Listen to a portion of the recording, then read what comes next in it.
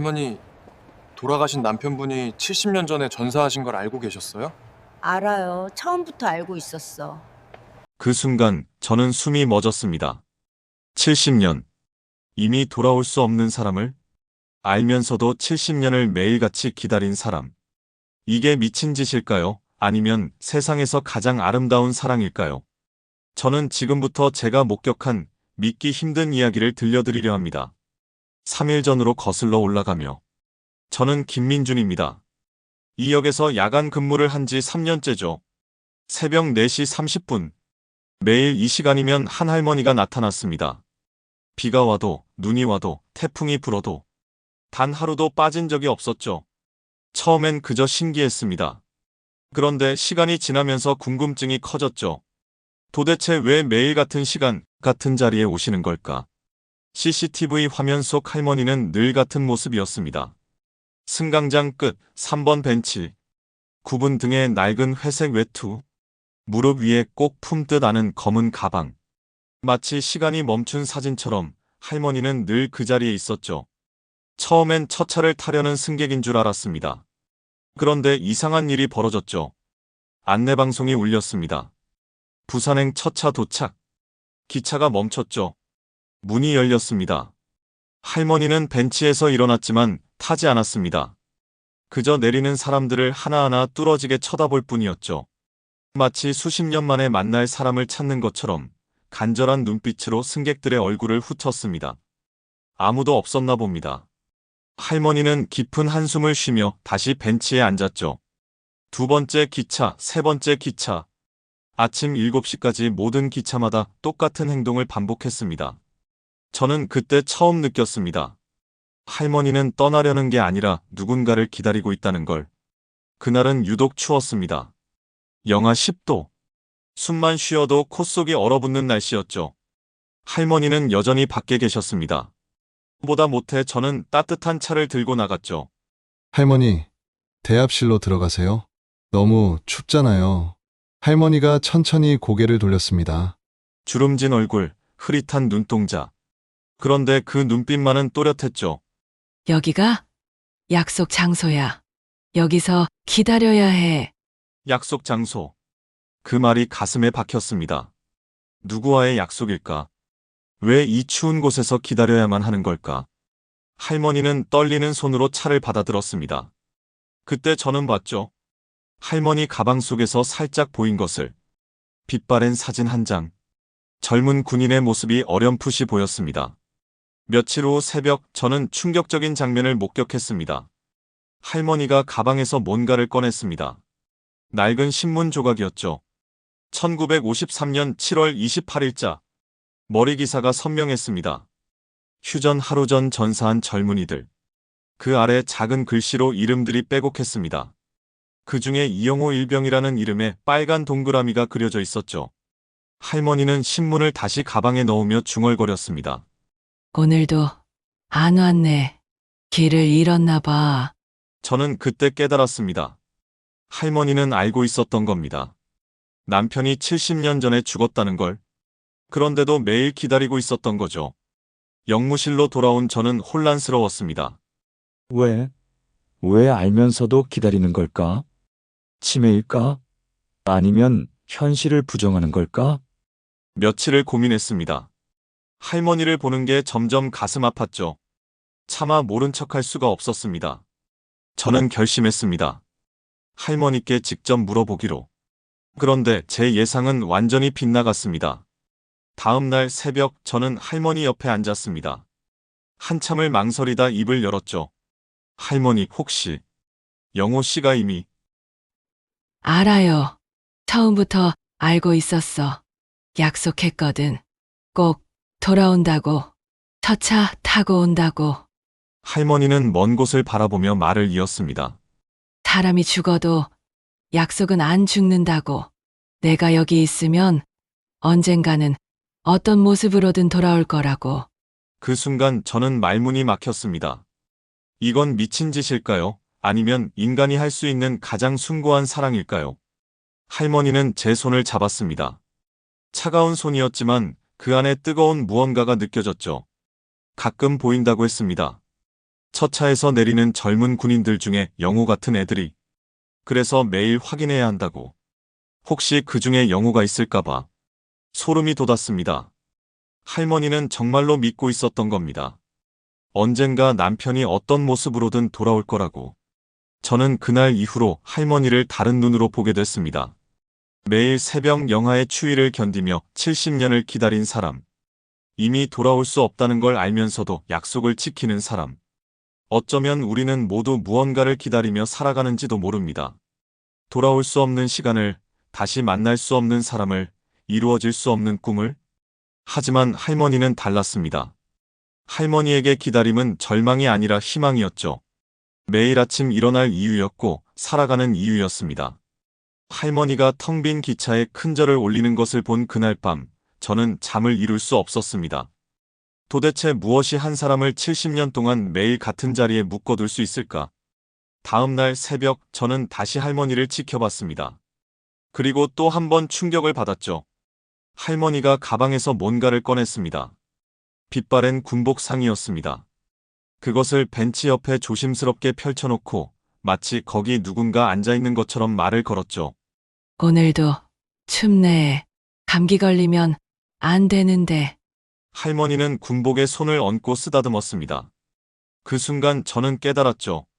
할머니에게는 그 자리에 누군가가 보이는 겁니다.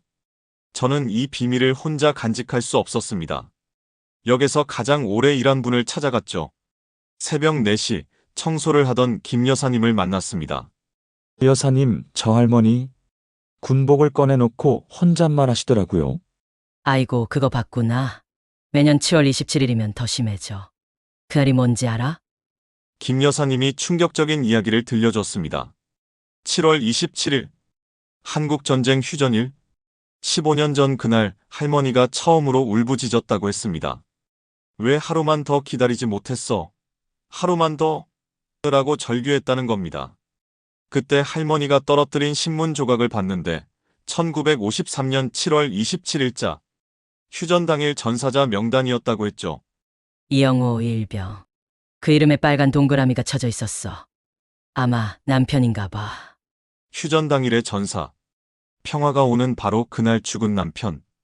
저는 그 잔인한 운명에 숨이 막혔습니다.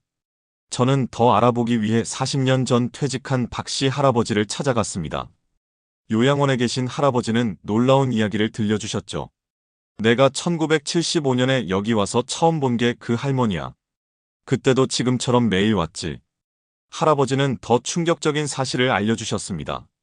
1980년대 초 할머니가 한 번 쓰러진 적이 있었답니다. 병원에 실려갔는데 의사가 놀라운 진단을 내렸다고 했죠. 영양실조.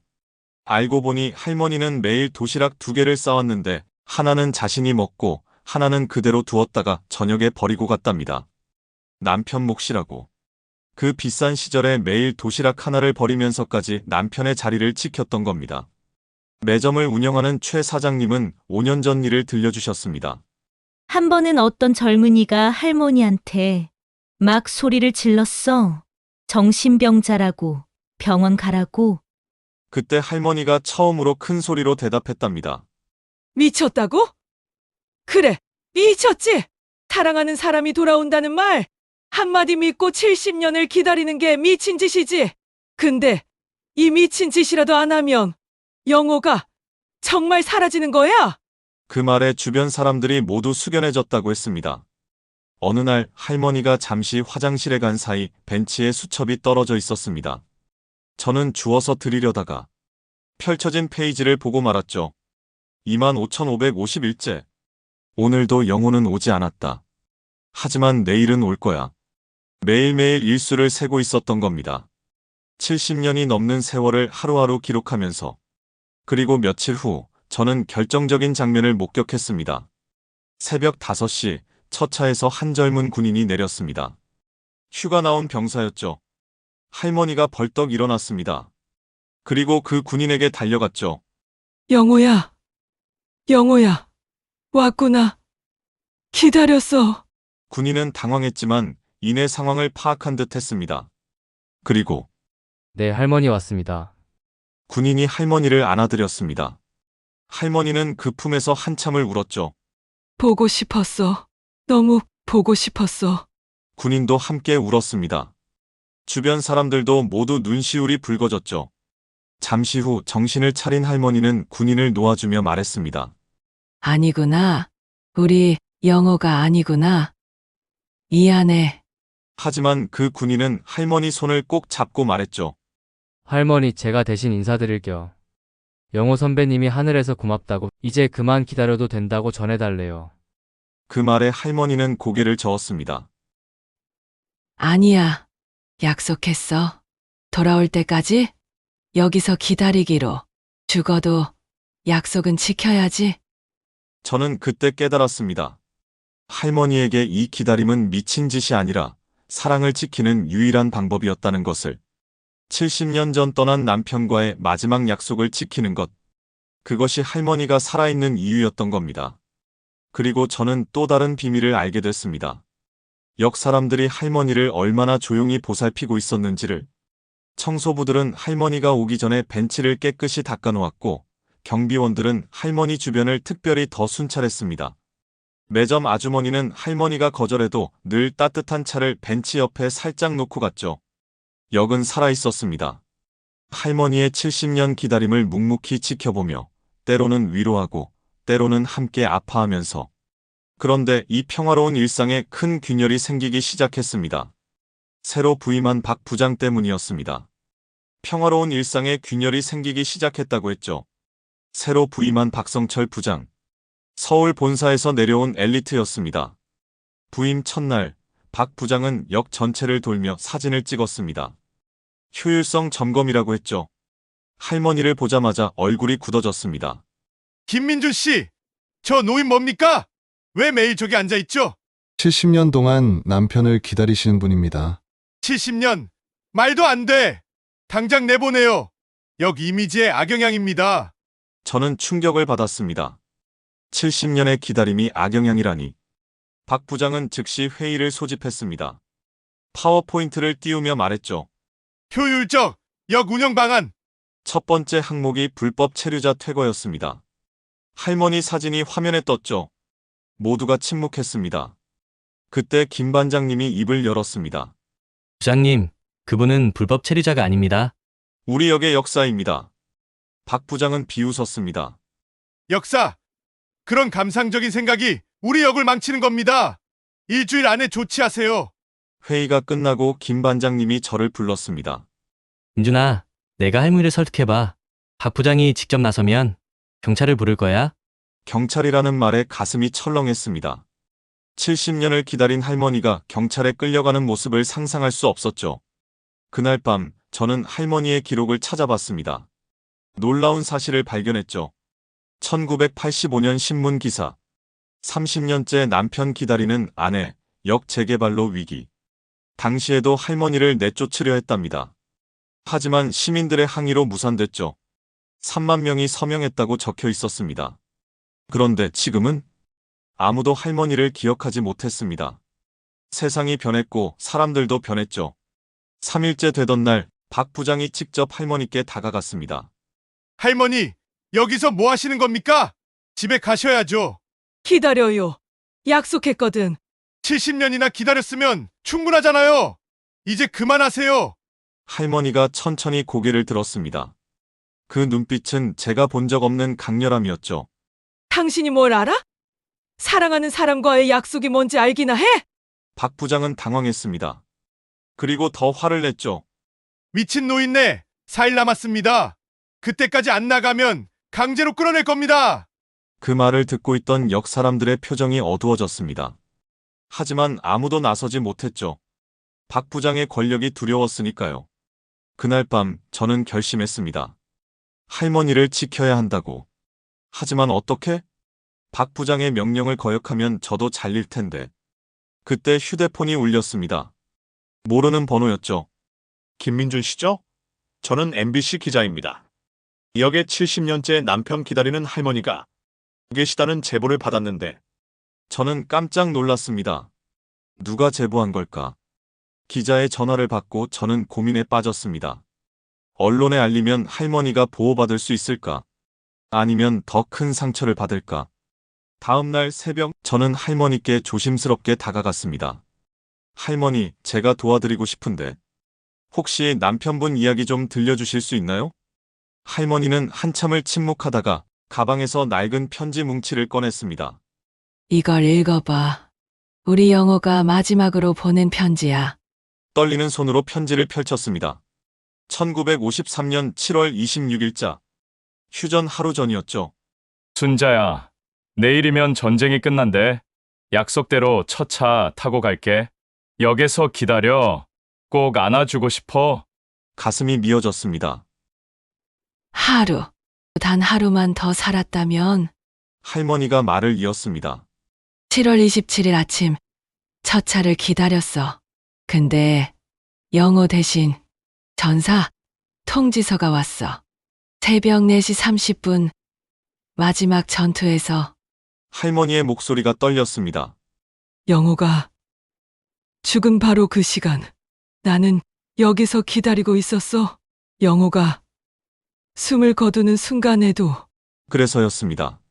매일 새벽 4시 30분 남편이 전사한 바로 그 시간에 오시는 이유가 할머니는 또 다른 것을 꺼냈습니다. 작은 나무 상자였죠. 영호 유품이야. 전우가 가져다 줬어.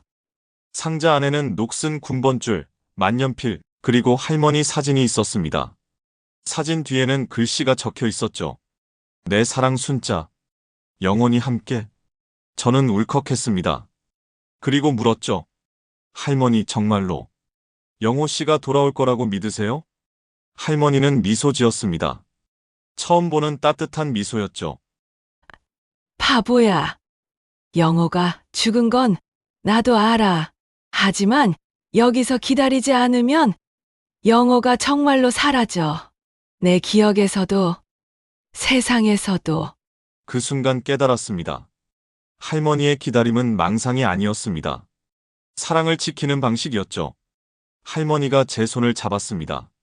가끔 영호가 보여. 젊은 군인들 속에서 영호가 나이 들었다면 저런 모습이겠지 싶어서.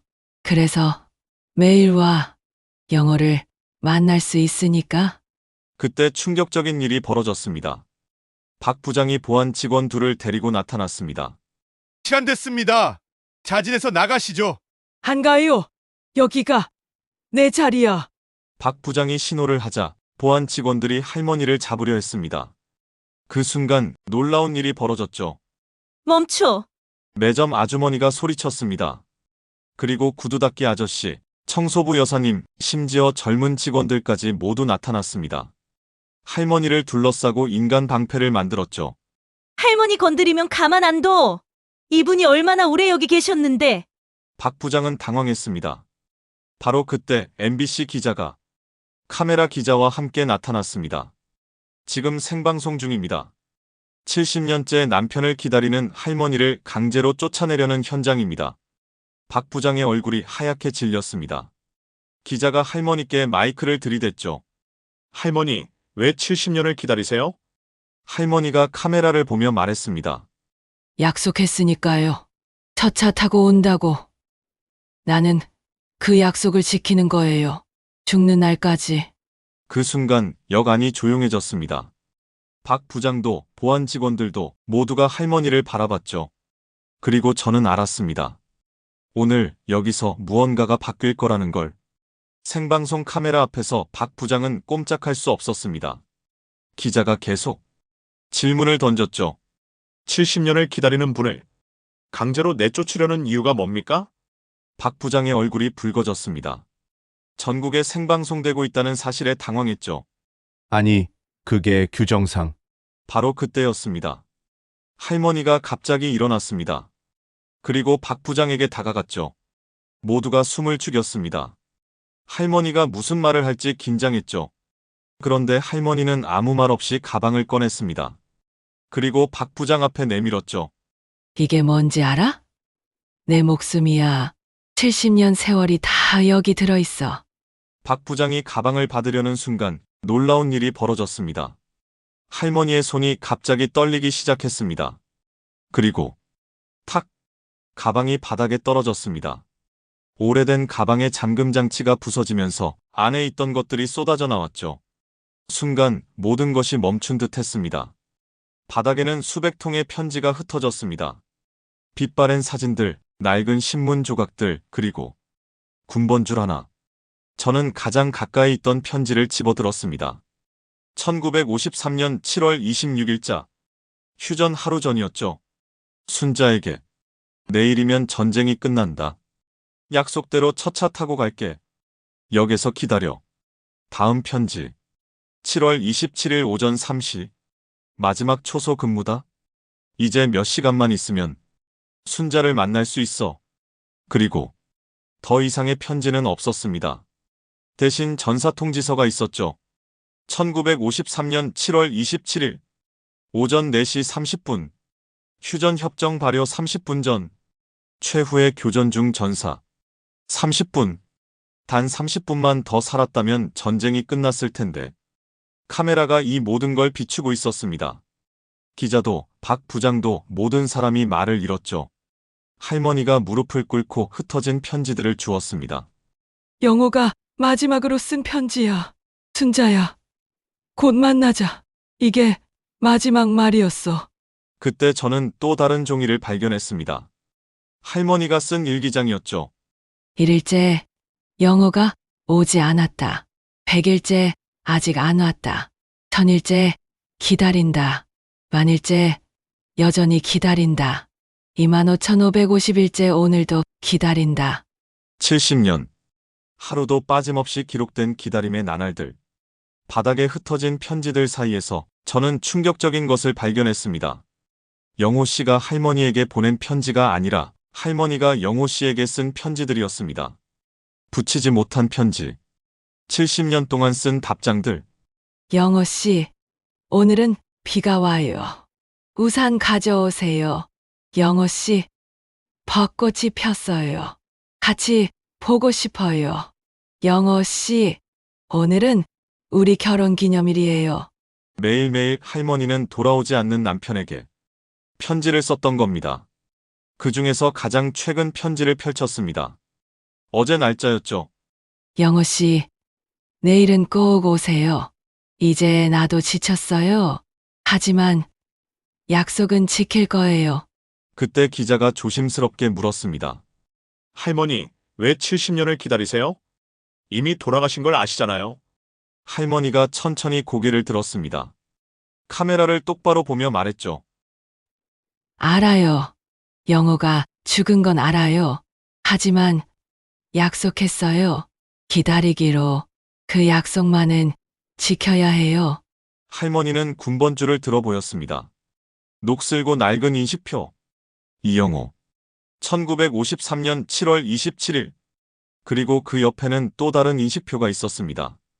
이순자. 1953년 7월 27일. 똑같은 날짜. 할머니도 그날 죽었던 겁니다. 마음이. 할머니가 말을 이었습니다. 그날 영호가 죽었을 때 나도 같이 죽었어요. 하지만 몸은 살아 있었죠. 그래서 약속을 지켜야 했어요. 박 부장이 무릎을 꿇었습니다. 그리고 흩어진 편지를 줍기 시작했죠. 죄송합니다. 정말 죄송합니다. 생방송을 보던 시청자들의 반응이 폭발했습니다. 기자의 휴대폰이 쉴 새 없이 울렸죠. 감동적이다. 눈물 난다. 할머니를 지켜달라. 방송국으로 전화가 빗발쳤습니다. 그때 놀라운 일이 벌어졌습니다.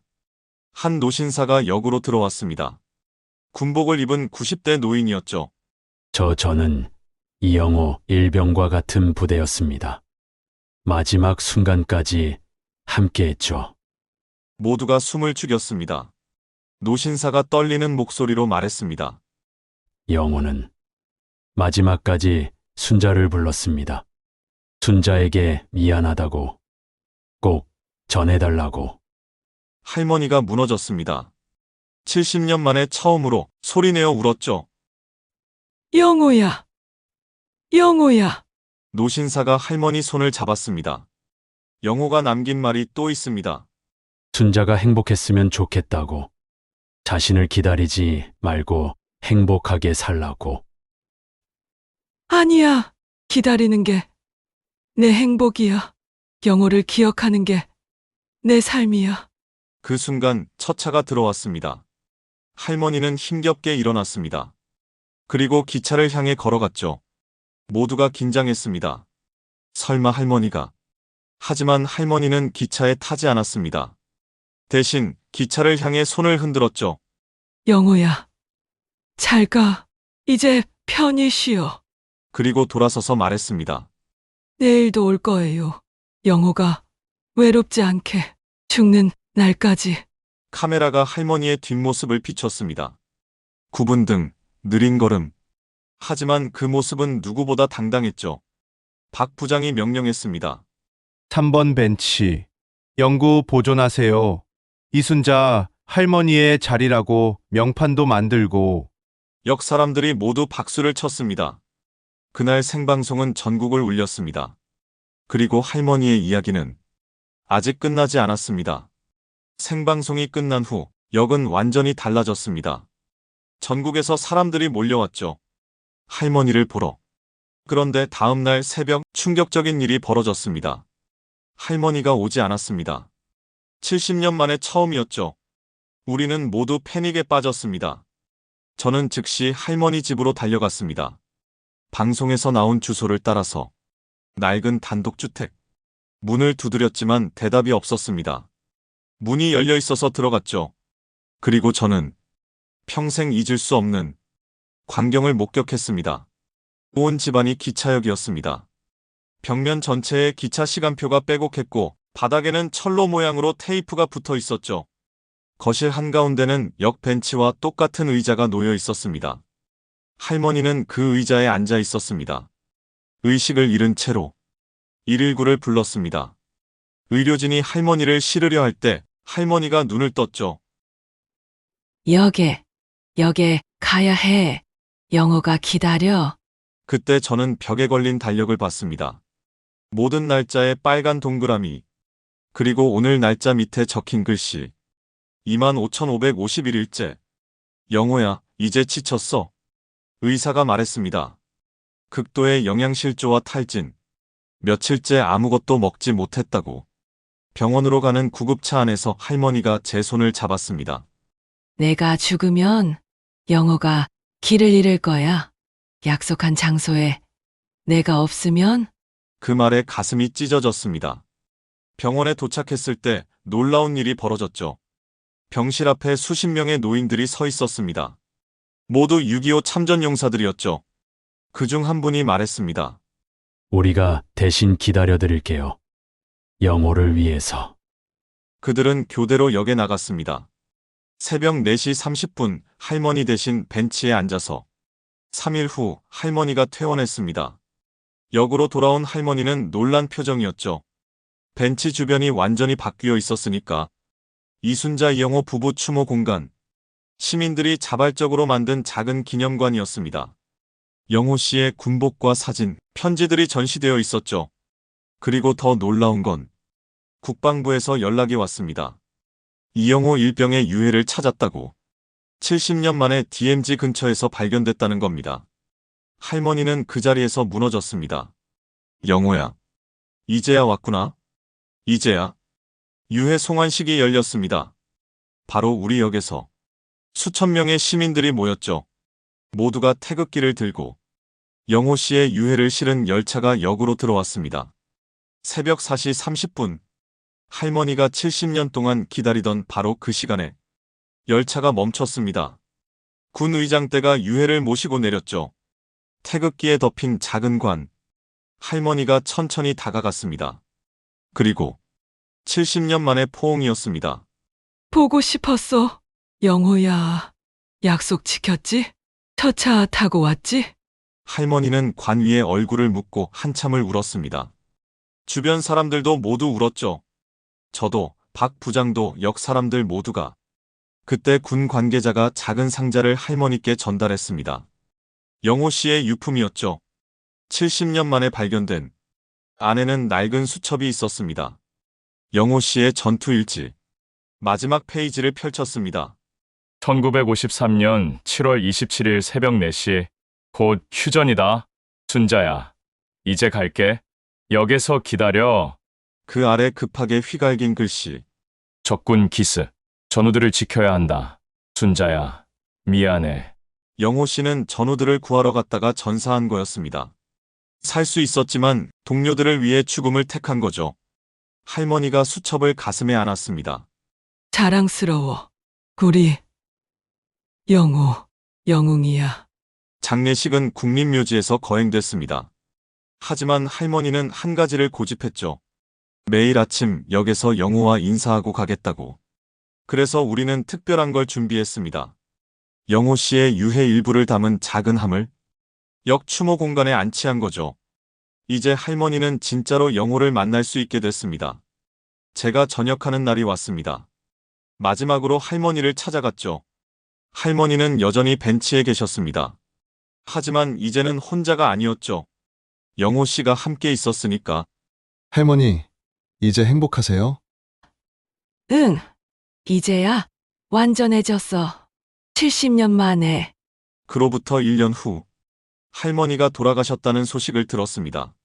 새벽 4시 30분, 벤치에 앉은 채로 평화롭게. 마지막 일기장에는 이렇게 적혀 있었다고 합니다. 25,916일째. 오늘 영호와 함께 첫 차를 탄다. 할머니는 영호 씨 옆에 묻히셨습니다. 묘비에는 이렇게 새겨져 있죠. 70년의 약속을 지킨 부부, 이제 영원히 함께.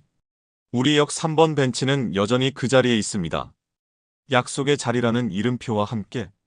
가끔 연인들이 그 벤치에 앉아 사랑을 약속한다고 합니다. 그리고 매년 7월 27일 새벽 4시 30분, 참전 용사들과 시민들이 모여 할머니와 영호 씨를 기억합니다. 70년의 기다림과 영원한 사랑을 기억하면서 이제 저는 압니다. 사랑은 죽음보다 강하고 약속은 시간보다 질기다는 것을. 그리고 누군가를 진정으로 기다린다는 것이 얼마나 숭고한 일인지를. 할머니와 영호 씨. 그들의 첫 차는 70년이 걸렸지만 결국 도착했습니다. 그들이 약속한 그 자리에. 오늘 70년의 약속을 지킨 이순자 할머니의 이야기가 여러분의 마음에도 작은 울림이 되었기를 바랍니다. 구독을 눌러주시면 더 많은 가슴 따뜻한 이야기로 찾아뵙겠습니다. 알림 설정을 켜두시면 새로운 이야기가 올라올 때 가장 먼저 만나실 수 있습니다. 좋아요는 이 이야기를 더 많은 분들께 전하는 힘이 됩니다.